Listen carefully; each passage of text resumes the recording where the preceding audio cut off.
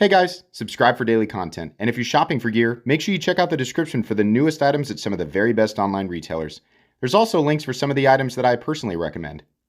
Thanks! What's going on YouTube? Metal Complex here, and today I've got another short little unboxing video to share with you guys. Two new knives from CJRB. I have no idea what these are. This is going to be a blind unboxing, not a review. But always happy to take a look at stuff from CJRB, especially here lately when a lot of their new releases have been really awesome and very popular, especially like the re-release of the Feldspar with the button-operated top liner, or even button-operated frame lock. That was cool, right? So excited to see what else CJRB has coming down the pipeline. These are presumably available, so I'll link them down in the description. It does help my channel when you use those links, but that's entirely up to you. Thanks to my patrons for supporting me. Let's see what we've got here. Do we have names? We don't. So whatever these are... Oh, wait. It's on the other side. This is the Bolt. I kind of remember that. Oh, the Bolt and the Crag. Okay, so they're bringing these back. Glow-in-the-dark nature... Okay, all right, so we got glow-in-the-dark, and then... Maybe, I'm not sure what locking system they'll use. I know that they do like the crossbar lock, but they also have their own, like, recoil lock. And they've dabbled in the button liner lock stuff, right? So we'll see. It feels a little dense. I dropped that box. First one, oh, okay, Crag. Okay, so the Crag, is it going to be like a straightforward liner lock? That's fine. I remember the Crag. The last time I handled this knife, I think, was 4 or 5 years ago. It has been a long, long time. AR RPM 9. We have a regular flipper. This is fine, right? Choke up spot there. Little cramped with the flipper tab. I think, if I remember, man, the lock bar tension on that. Holy moly. Number one, the detent on this is heavy. Number two, I mean, I think a lot of what's creating the heavy detent is the lock bar tension. That is really, really heavy there. This screams 2019. Screams 2019. This is one of the knives that was, after... If you guys remember, I think it was about 2018, 2019, 2020, there was a wave of cleaver-style blades. Like the cleaver-style blade, I think, probably made popular initially by the Gerber flat iron. You guys remember that? Flat iron came out, and everyone was like, oh my God, I gotta get a choppy boy. I did too, right? But the Crag was one of those knives that came out, if I remember correctly, during that craze. They're still cool, and honestly, it's a plenty utilitarian blade shape. This is less of a choppy boy than some of those other ones, but it works. Obviously, the scales are glow in the dark, so we want to demonstrate that real quick. Okay, we got, it looks like a heavy green glow. Yeah, okay, cool. It glows. Nice. I always like to see glowy stuff. I think that's fun. Even if it's not, insanely usable day to day, it's just like a fun element, especially when it's on something that's super inexpensive. I would venture to guess that this knife through CJRB is probably 50, maybe? Something like that. The other one here is the Bolt, which I know that CJRB Bolt sounds so familiar. It's probably been a couple of years, or maybe it's not been a couple of years, but we'll see. But yeah, in fact, this was somewhat recent. So this is a locking system. I'll bring this up again. If you're going to do a crossbar lock, I think CJRB has the most interesting crossbar lock that's out there right now, because it has the little tab on the back that allows it to operate like a shark lock. It's not the same thing as a shark lock. It doesn't engage the same way.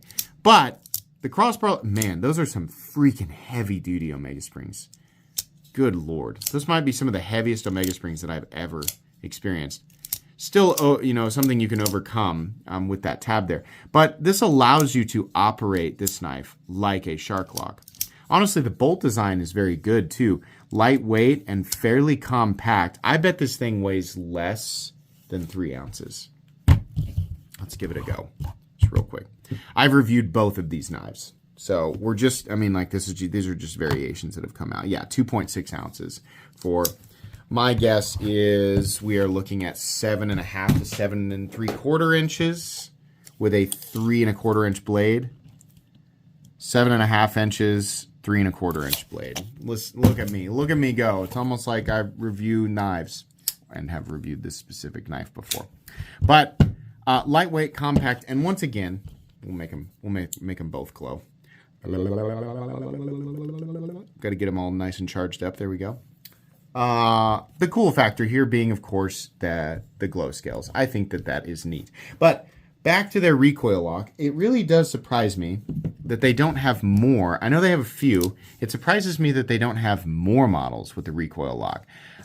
You know, as far as like your crossbar locks dominating the market, I mean, my God, they are everywhere. Everyone. I mean, just about every production knife company. I mean, once we cross into like, you know, Hinderer, Chris Reeve, that territory, you don't see them as much. But every production knife company, it seems like, has their own version of the crossbar lock. And they are all essentially the same thing, save for those few companies who are utilizing a coil spring instead of an omega spring, which I think is better, but it has limitations in design because you have to fit everything in there. And CJRB, who has this standalone tab-operated crossbar lock. The crossbar lock is a good locking system and will hold up to, you know, normal minor abuse. The downside to a crossbar lock, of course, is the omega springs, because sometimes omega springs can last seemingly forever. Sometimes they can break on day one. And obviously, there's a lot of different elements that go into failure. Number one, the quality of the omega spring. Number two, just random, like, you know, if they had sat somewhere and maybe like slightly corroded, they were faulty for whatever reason from the factory or whatever. I have, you know, you guys have seen me review a million knives on this channel and talk about knives. I've got knives like the Benchmade Group 2, or in this case, the Ritter Hogue, that are shown in every single review and deployed at least once in every single review.